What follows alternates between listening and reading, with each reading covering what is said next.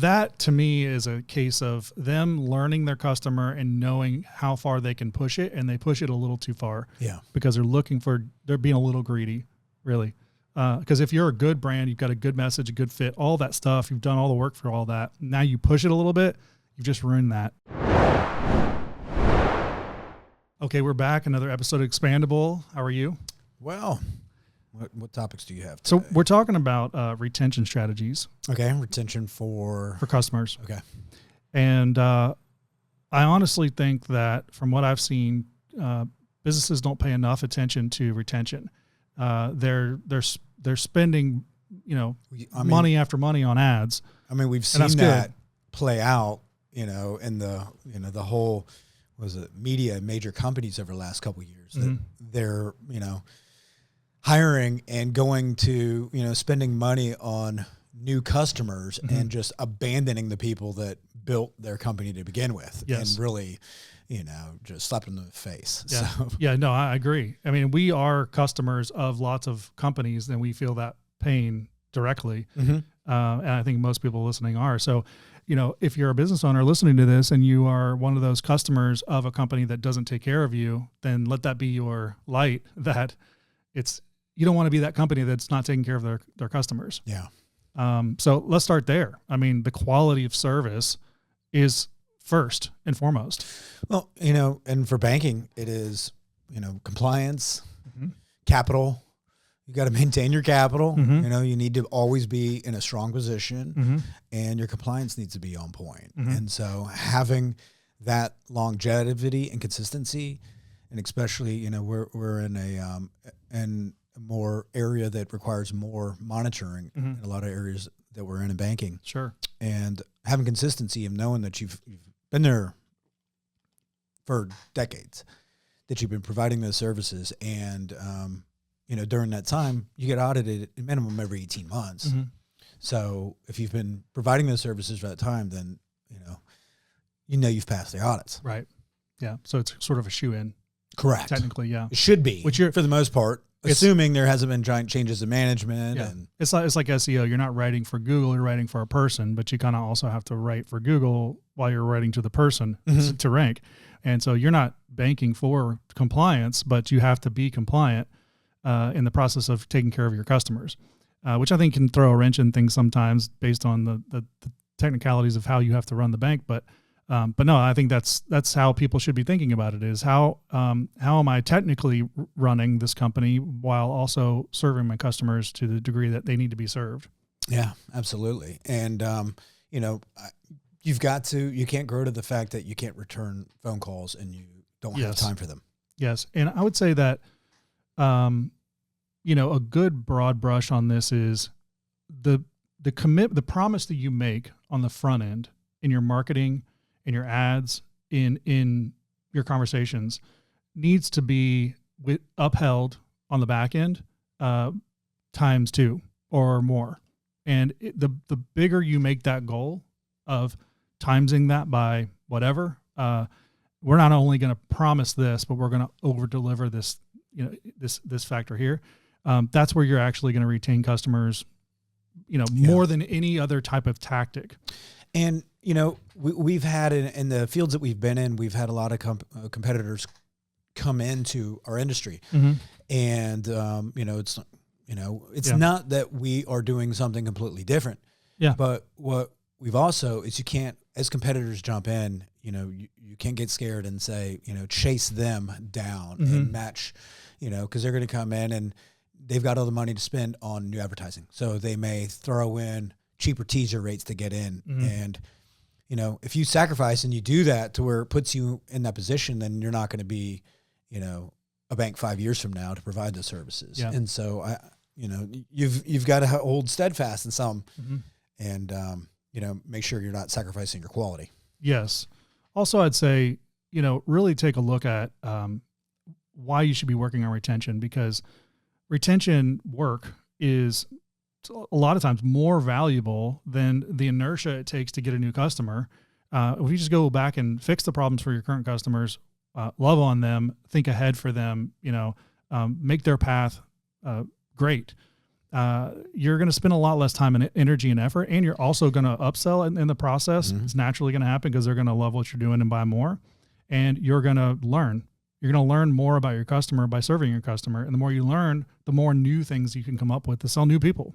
Yeah, and they're already there. They're already, for the most part, bought in. So, your path to, let's say if it's profitability or increased revenue, it's a lot shorter duration from your existing customers too than it is from, okay, now we're having to create and go spend extra time on thinking about this whole new line of customers to bring into us. Yes. Practically or tactically, a couple ideas I had, on the marketing side, the best way to do it is to surround your prospect or lead, the person who's not a customer yet, surround them with all kinds of content, and hit them in every which way that you can add value and stand apart from other people in the market. You're making promises in the process. Yeah. Once they become a customer, that mentality should map over to your service or even the product that you're selling. And it's the same idea. Surround the customer. Surround them with every possible way that you can add value without being annoying, right? So you look at them, the more you understand who they are and what they're doing in their role, or, what companies they work at or whatever, surrounding them and being intentional about, even if you're working B2B in bigger companies, it's even more individualized, but even broadly, add value in every way you can. And I'll say tactically, some ideas in order to do that are webinars. Webinars are really good for educating. So if you're always educating your customer, and you want to be doing this for prospects too, but if you're always educating them, then they see you as the point of where they find education in the market. This thing always sticks with me with doctors go to school and they get taught all this stuff in medical school, and then they get out and then there's no more teaching. And so now it's practicing. And I think it's the same thing with businesses. You get a customer, you need to continue to educate them on the value that you bring. Well, not the value you bring would be imputed in the message, but the value that your product or service brings them in the market based on their pain or need. And the more you're doing that, the more you're surrounding them, you're winning, because your competitors are not doing that. But if your competitors are doing that, they're going to draw them away, because they're going to see some positive brand marker that you don't have. Yeah. I think most, I would say not just banks, but most businesses, they focus so much on that front end, that quick conversion, and that's it. Another thing that is a good tool is podcasts like we're doing here, because it builds trust. Because there's a lot of people watching right now, and it may not be, hundreds of thousands of people. That's okay. It's your target audience that resonates with your message, because there's a fit. That's what really, when it comes down to it, marketing is all about fit. You buy from a certain brand because you feel like they are like you, period. And there's lots of logic that you use to back that up.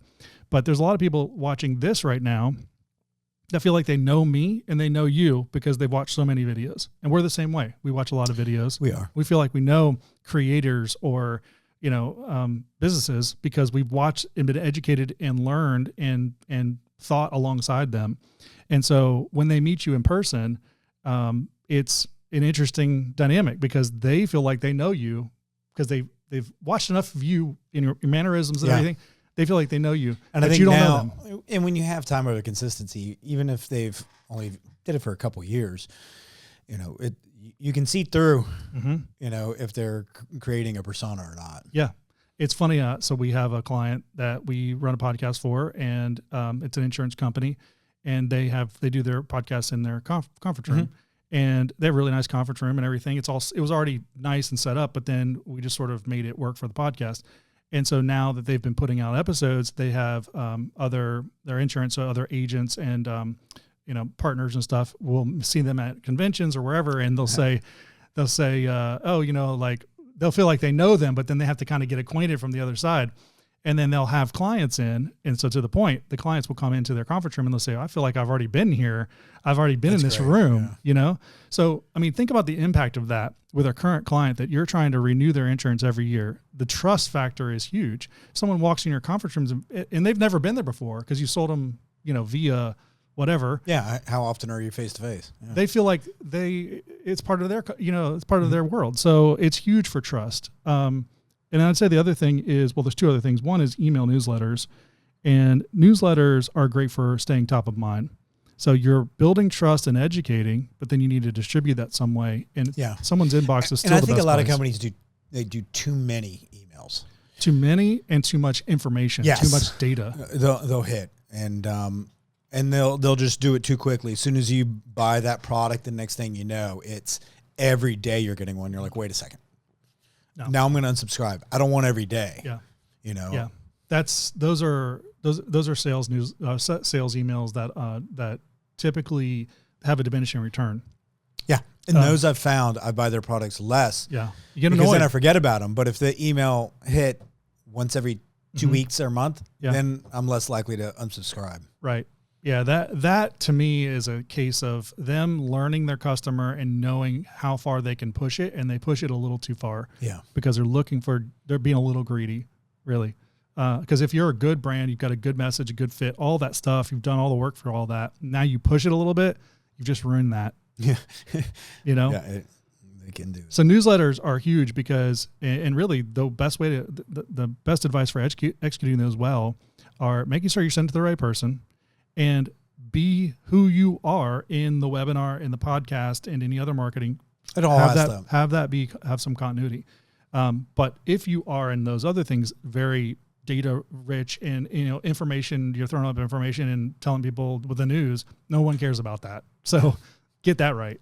I'd say the fourth thing, just practically, is being in person as much as you can be in person. If they're buying a virtual product or something like that, then maybe some kind of virtual in person. But if most companies are selling to customers locally or regionally, the more you can be in front of them, to the extent that it economically makes sense, and obviously people don't want you there all the time, is the sort of like the top of the mountain when you're building this whole strategy, because what that's doing is it's providing a human connection, to everything else that they bought along the way, the education and trust and all of that.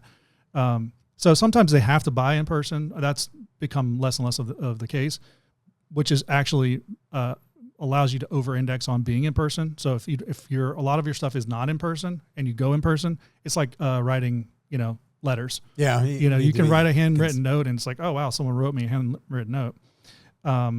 Those are the kind of things that are so easy to do if you prioritize them and realize they have value.